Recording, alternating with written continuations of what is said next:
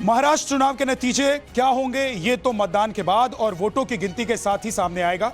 लेकिन ये चुनाव किस पिच पर लड़ा जा रहा है ये महाराष्ट्र के महायुद्ध में तय होने लगा। 6 नवंबर को योगी आदित्यनाथ ने पहली रैली वाशिम में की थी।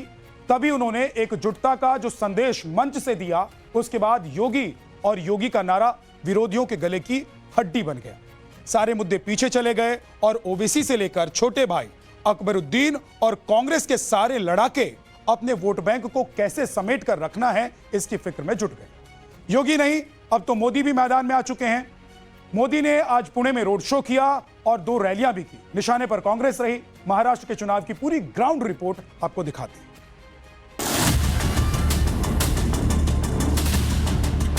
कांग्रेस के शाही परिवार के हमेशा से ये मानसिकता रही है, कांग्रेस आरक्षण से चिढ़ती है। तो करेंगे तो कटेंगे, ये साधु का काम है, नाथ पंथ का काम है। अरे ये काम कोई टेररिस्ट बोल सकता है।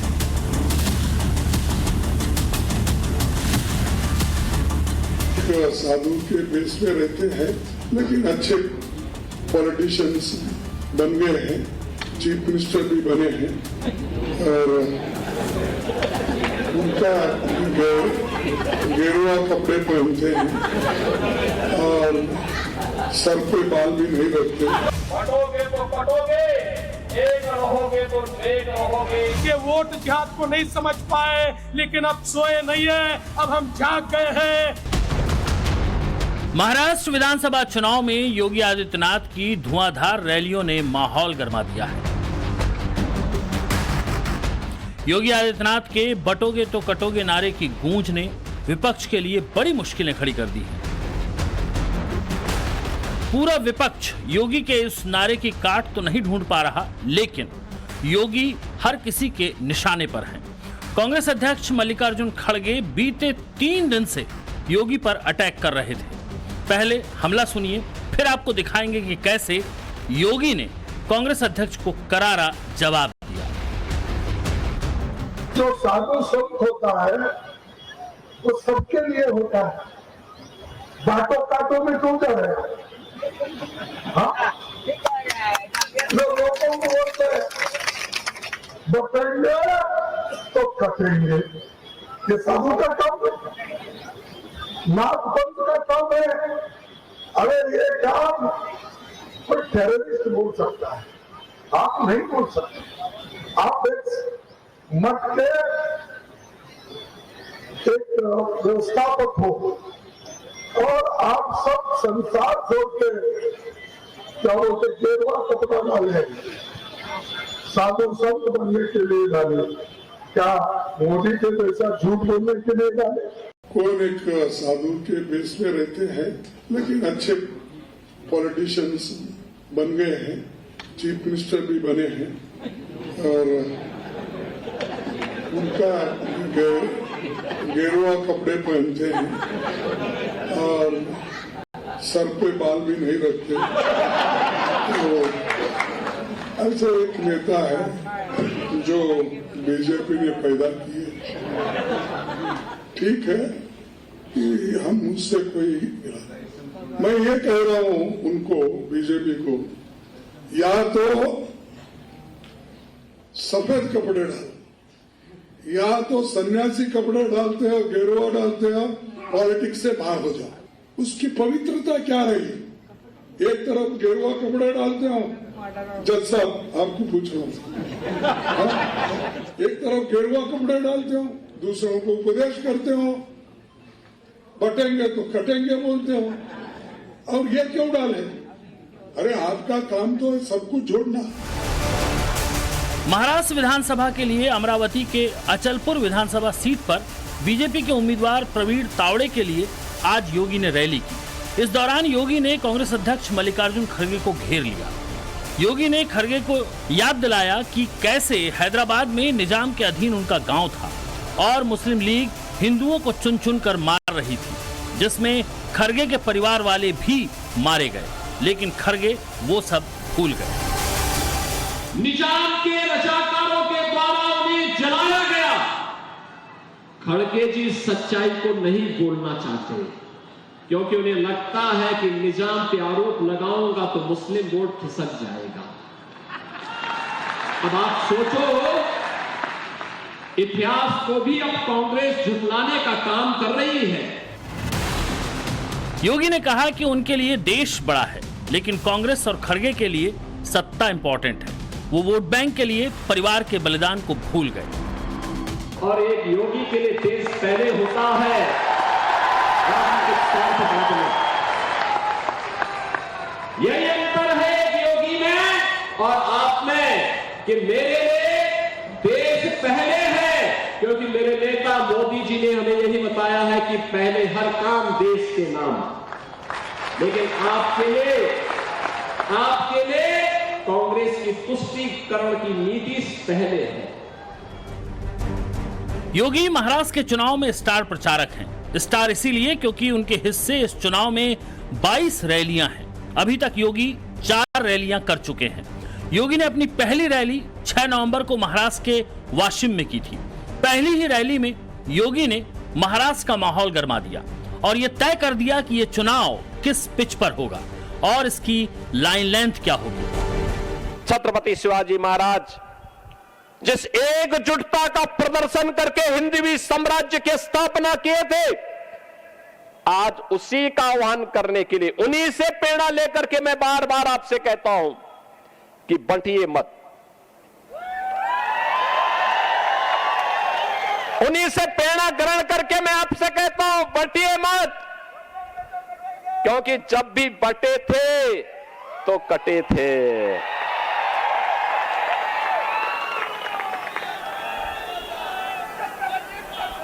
एक है तो नेक है, एक है तो सेफ है, और बटे थे तो कटे थे। हमें बंटना नहीं है, एकजुट होना है। एक तरफ योगी हैं तो वहीं आज देश के प्रधानमंत्री मोदी ने भी महाराष्ट्र में हुंकार भरी। पुणे में इस भव्य रोड शो से पहले प्रधानमंत्री नरेंद्र मोदी ने महाराष्ट्र के सोलापुर और चिमूर में चुनावी रैली की। इस दौरान मोदी के निशाने पर कांग्रेस ही रही। चिमूर की रैली में मोदी ने कांग्रेस पर आरक्षण विरोधी होने का आरोप लगाते हुए कहा कि राजीव गांधी ने 80 के दशक में बीच चुनाव दलितों, पिछड़ों और आदिवासियों को मिलने वाले आरक्षण पर सवाल उठा दिए थे। कांग्रेस के शाही परिवार के हमेशा से ये मानसिकता रही है, कांग्रेस आरक्षण से चिढ़ती है। 80 के दशक में तो कांग्रेस ने, जब राजीव गांधी नेतृत्व करते थे, चुनाव का समय, चुनाव चल रहे थे और उनकी हिम्मत देखिए, बकायदा उन्होंने अखबारों में एडवर्टाइजमेंट दी थी, पोस्टर जारी किए थे और दलितों, पिछड़ों और आदिवासियों को मिलने वाले विशेष अधिकार पर सवाल उठा दिया था। इधर मुंबई के मलाड में देवेंद्र फडणवीस ने हुंकार भरी। फडणवीस ने लोकसभा चुनाव के मद्देनजर कहा कि अब तक वो सो रहे थे, विरोधियों की चाल को समझ नहीं पाए थे, लेकिन अब वो जाग गए हैं और इस बार बीजेपी वोटों का धर्म युद्ध लड़ेगी। साथ ही फडणवीस ने योगी के नारे एक रहेंगे तो सेफ रहेंगे को मंच से बार बार दोहराया। उनको ये पता नहीं है मोदी जी की ताकत क्या है। अरे महाराष्ट्र में हम सोए हुए थे, शायद नहीं जाग पाए, नहीं समझ पाए, इसलिए हम लोगों ने गलती की और इनके वोट जिहाद को नहीं समझ पाए। लेकिन अब सोए नहीं है, अब हम जाग गए हैं, अब जाग गए हैं और जाग कर अब हम लोग इस चुनाव में वोटों का ऐसा धर्म युद्ध लड़ेंगे कि ये गीदड़ों के ध्यान में आएगा कि अब उनकी चलने वाली नहीं है, गीदड़ों को उनकी जगह दिखाकर रहेंगे। आपकी आने वाली पीढ़ियों के लिए है। अगर आप ठीक तरीके से समझेंगे नहीं, अगर सोते रहेंगे तो ध्यान में रखिए आने वाले दिनों में यहाँ रहना भी मुश्किल हो जाएगा। ये परिस्थिति का सामना आपको करना पड़ेगा। इसलिए एक ही नारा है, एक रहेंगे तो सेफ रहेंगे, एक रहेंगे। हालांकि महायुति में शामिल एनसीपी योगी के बटोगे तो कटोगे वाले नारे से दूरी बनाए हुए है। अजित पवार दूसरी बार इस बटोगे तो कटोगे पर अपना रुख जनता के सामने रख चुके हैं। अजित पवार का कहना है कि उन्हें एक हैं तो सुरक्षित है नारे से कोई दिक्कत नहीं, लेकिन बटेंगे तो कटेंगे वाली टिप्पणी सही नहीं लगती। एक रहेंगे तो सिर्फ रहेंगे, बटेंगे तो कटेंगे, वो गलत है। वो मुझे क्या बटेगा कटेगा यही वर्ड यूज करने का महाराष्ट्र में तो कोई अर्थ है ही नहीं, ऐसा मेरा खुद का कहना है। पर सर यहाँ पे तो बोला जा रहा है। हाँ, मैंने कहा ना, पोस्टर लगेंगे मुंबई में। मैंने बताया ना कि मुझे वो ठीक अपने महाराष्ट्र के लोग अलग, उनकी सोच अलग है। शायद यूपी के, बिहार की, मध्य प्रदेश की, वहां के लोगों की सोच अलग हो सकती है। 288 सीटों वाले महाराष्ट्र में महायुति और महाविकास अघाड़ी गठबंधन आमने सामने है, लेकिन इस चुनाव की सबसे दिलचस्प लड़ाई असली बनाम नकली की है, यानी शिवसेना शिंदे वर्सेस शिवसेना उद्धव और NCP Ajit Pawar versus NCP Sharad Pawar. आपको बता दें कि लोगों की नजरें इन्हीं दो दलों की सीटों पर टिकी हुई है। शिवसेना के दोनों धड़े 49 सीटों पर आमने सामने हैं, तो वहीं एनसीपी के दोनों धड़ों का मुकाबला 38 सीटों पर होना है। शरद पवार और अजीत पवार की अगुवाई वाली पार्टी जिन सीटों पर आमने सामने है, उनमें ज्यादातर सीटें पश्चिम महाराष्ट्र की हैं और पश्चिम महाराष्ट्र एनसीपी का गढ़ माना जाता है। दो दलों से निकली 4 पार्टियों की लोकसभा चुनाव में पहली परीक्षा हो चुकी है। अजीत पवार ने 4 सीटों पर उम्मीदवार उतारे थे, लेकिन केवल 1 सीट पर ही वो जीत दर्ज कर पाए। वहीं शरद पवार के एनसीपी ने 10 लोकसभा सीटों पर उम्मीदवार उतारे, जिसमें से 8 सीटों पर जीत दर्ज की थी।